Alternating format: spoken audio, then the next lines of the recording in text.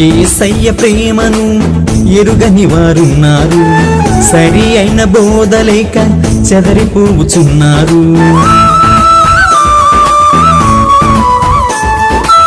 యేసయ్య ప్రేమను ఎరుగని వారున్నారు, సరి అయిన బోధలేక చెదరిపోవుచున్నారు. జ్ఞానుల్లా పూజించాలి, అజ్ఞానం తొలగించాలి, పరివర్తన తేవాలి, పరలోకం చేర్చాలి.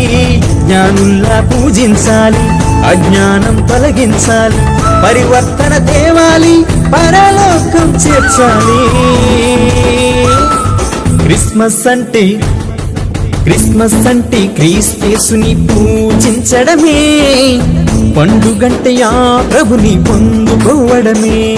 క్రిస్మస్ అంటే క్రీస్తేసుని పూజించడమే, పండుగంటే ఆ ప్రభుని పొందుకోవడమే.